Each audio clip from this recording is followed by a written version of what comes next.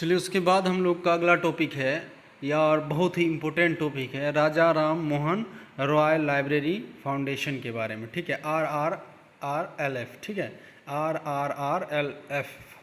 तो RRLF का मतलब ये होता है कि राजा राम मोहन रॉय लाइब्रेरी फाउंडेशन, जो मिनिस्ट्री ऑफ कल्चर के अंदर है, गवर्नमेंट ऑफ इंडिया। ठीक है, तो ये पूछ सकता है कि RRLF किसके अंडर में रहता है, तो मिनिस्ट्री ऑफ कल्चर के अंडर में है, गवर्नमेंट ऑफ इंडिया में। इसका जो हेड क्वार्टर आपको लगेगा कोलकाता में लगेगा। कहाँ पास है हेड क्वार्टर? कोलकाता में है। और वेस्ट बंगाल, कोलकाता के कहाँ पास है? वेस्ट बंगाल में है। स्थापना 22 मई 1972 में। स्थापना कब हुआ इसका, कि RRLF का स्थापना कब किया गया था, तो 22 मई 1972 में किया गया था। Raja Ram Mohan Roy library foundation, ministry of culture, government of India, headquarter Kolkata में है। और हेड क्वार्टर कहाँ पास है? कोलकाता में है। और याद रखिएगा इसका स्थापना 22 मई 1972 में कोलकाता में, वेस्ट बंगाल में किया गया था। ठीक है, RRLF राजा राम मोहन रॉय लाइब्रेरी, जो मिनिस्ट्री ऑफ किसके अंदर है? कल्चर, मिनिस्ट्री ऑफ कल्चर, संस्कृत जिसको बोल जाते हैं। उसके बाद government of India, headquarter Kolkata, West Bengal, स्थापना 22 मई 1972 में। RRRLF has 5 office all over in India. मतलब RRLF का जो है 5 ऑफिस है इंडिया में। कितना ऑफिस है? 5 ऑफिस है। उन 5 ऑफिस के बारे में आप लोग को पता होना चाहिए कहाँ कहाँ पास। ठीक, तो इससे आप लोग अच्छा कीजिएगा और मेरे चैनल को लाइक कीजिए, शेयर कीजिए, सब्सक्राइब कीजिए। फर्स्ट है नॉर्थ जोन में, मतलब नॉर्थ एरिया तरफ जो है न्यू दिल्ली में। कहाँ पास है? न्यू दिल्ली में। वेस्ट जोन में मुंबई में मिलेगा आपको। वेस्ट जोन में कहाँ मिलेगा? मुंबई में मिलेगा। साउथ जोन में अगर लीजिएगा चेन्नई में रहेगा। साउथ जोन में कहाँ है? चेन्नई में है। साउथ जोन में चेन्नई में। नॉर्थ जोन में न्यू दिल्ली, वेस्ट जोन में मुंबई, साउथ जोन में चेन्नई, नॉर्थ ईस्ट जोन में गुवाहाटी असम में रहेगा। कहाँ पास है? गुवाहाटी असम में। याद रखिएगा RRRLF has 5 office in all over in India. North में न्यू दिल्ली, वेस्ट जोन में मुंबई में, वेस्ट तरफ मुंबई में, साउथ जोन में चेन्नई में, और नॉर्थ ईस्ट जोन में गुवाहाटी असम में। इतना आप लोग को समझ में आ गया होगा। RRRLF has 5 office all over in India है। ठीक है, तो आगे बात करते हैं। उसके बाद प्रेजेंट में चेयरमैन, प्रेजेंट में जो होगा चेयरमैन जो इसका है प्रोफेसर अजय प्रताप सिंह है। अभी जो प्रेजेंट में चेयरमैन है तो अजय प्रताप सिंह हैं। तो आप लोग इसको जो है अपने RRLF के साइट पर भी जाके देख सकते हैं। हो सकता है बदल भी जाता है। ठीक है, तो इसको अपना रखिएगा। अभी जो प्रेजेंट में है कौन है? प्रोफेसर अजय प्रताप सिंह है। उसके बाद है होगा ऑर्गेनाइजेशन। उसके बाद ऑर्गेनाइजेशन स्ट्रक्चर इसका कैसा है, तो पहला आप पढ़िएगा फाउंडेशन। क्या पढ़िएगा? फाउंडेशन। तो फाउंडेशन क्या है? यह एक सर्वोच्च नीति बनाने वाली संस्था है। इसमें 22 सदस्य होते हैं। तो RRLF का ऑर्गेनाइजेशन स्ट्रक्चर में पहला आता है फाउंडेशन। क्या आता है? फाउंडेशन। यह एक सर्वोच्च नीति बनाने वाली संस्था है। ठीक है, सर्वोच्च नीति जो बड़ी नीति बनाएगा वो संस्था है फाउंडेशन। और इसमें कुल सदस्य की अगर बात करें तो 22 सदस्य इसमें काम करते हैं RRLF के। ठीक है, चलिए आगे बात करते हैं। उसके बाद है अगला है कि राज्य पुस्तकालय समिति, SLC, राज्य पुस्तकालय समिति, राज्य पुस्तकालय समिति को क्या है कि माध्यम में प्रत्येक राज्य, SLC के माध्यम से प्रत्येक राज्य और केंद्र शासित प्रदेशों में फाउंडेशन कार्य करती है। ठीक है, तो SLC जो फाउंडेशन वाला कार्य करती है प्रत्येक कहाँ? राज्य में। उसके बाद प्रशासनिक समिति। कौन सा समिति? प्रशासनिक समिति। यह समिति RRLF के प्रशासनिक और वित्तीय मामलों को देखती है।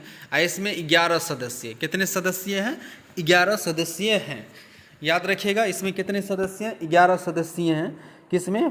प्रशासनिक समिति में। तो प्रशासनिक समिति कहाँ किस RRLF द्वारा किया गया है? जो प्रशासनिक और वित्तीय मामलों को देखती है। इसमें कितने सदस्य आपको रहेंगे? तो 11 सदस्य आपको इसमें मिलेंगे। ठीक,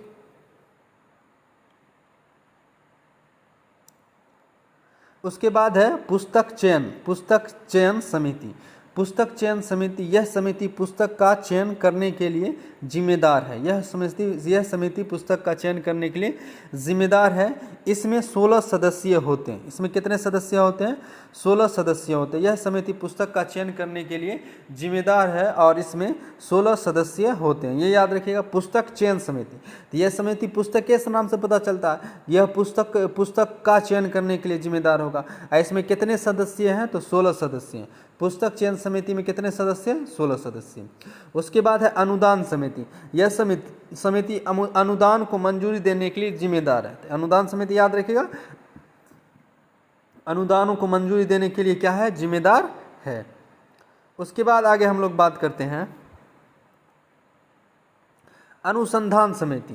तो अनुसंधान समिति क्या है? अनुसंधान समिति, यह समिति फाउंडेशन के अनुसंधान गतिविधियों मुद्दों पर सलाह देती है और वर्तमान में इसमें 7 सदस्य हैं। इसमें कितने सदस्य हैं? 7 सदस्य हैं, याद रखिएगा। अनुसंधान समिति, यह समिति का काम क्या है? फाउंडेशन जो होगा उनके अनुसंधान गतिविधियों के मुद्दों पर अपना क्या देगी? सलाह देगी। सिर्फ क्या देगी? सलाह देगी। और इसमें 7 सदस्य हैं। अनुसंधान समिति में कितने सदस्य हैं? 7 सदस्य हैं। ठीक है, चलिए आगे बात करते हैं। याद रखिएगा, ये सब RRRLF का ऑर्गेनाइजेशन।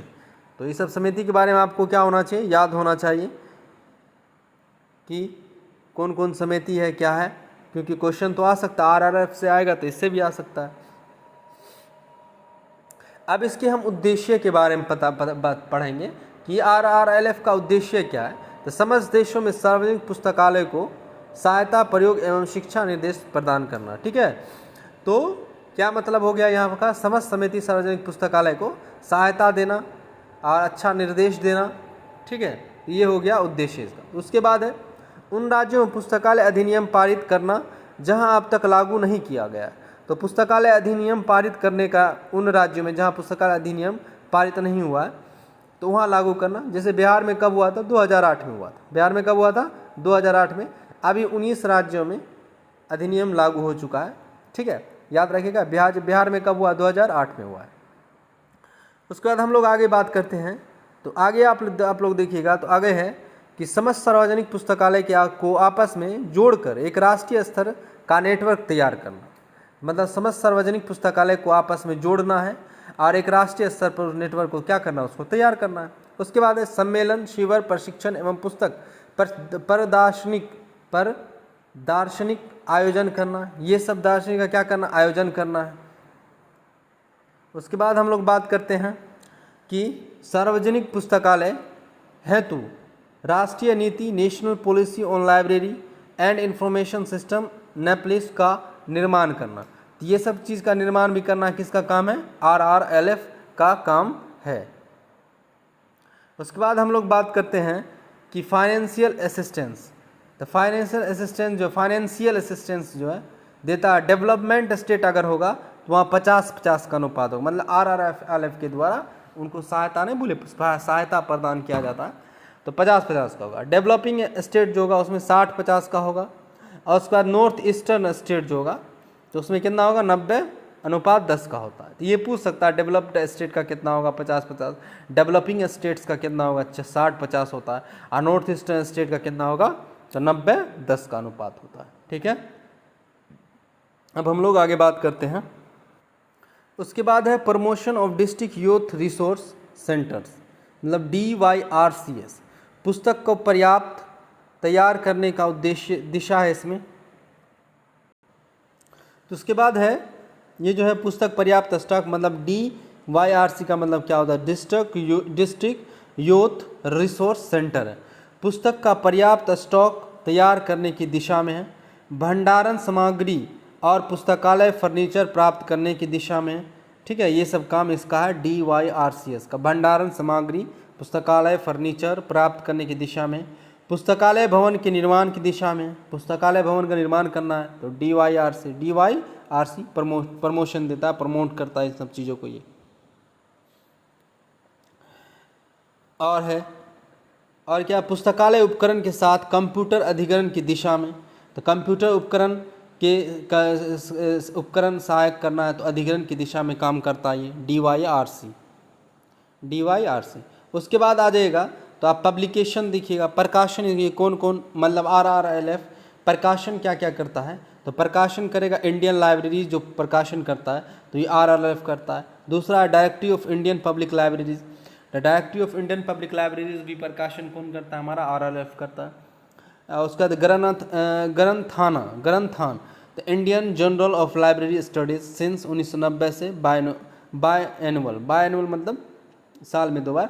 तो ग्रंथाना क्वेश्चन आएगा, ग्रंथाना पब्लिकेशन कौन करता है, तो RRLF करता है। कौन करता है, RRLF करता है। ये प्रकाशन है, ये सब प्रकाशन को क्या करना है आप लोग को याद रखना है। उसके बाद हम लोग बात करते हैं RRLF न्यूज़लेटर भी, तो ये तो नाम ही में RRLF ही करेगा, क्वार्टरली आता है। उसके बाद book for the millions at their doorstep, तो book for the million at their doorstep information manual है, फर्स्ट पब्लिश बाय 1983, पहला बार पब्लिश कब हुआ था, 1983 में आया। 5th एडिशन इसका 1997 में आया था, 5वां एडिशन कब आया था, 1997 में।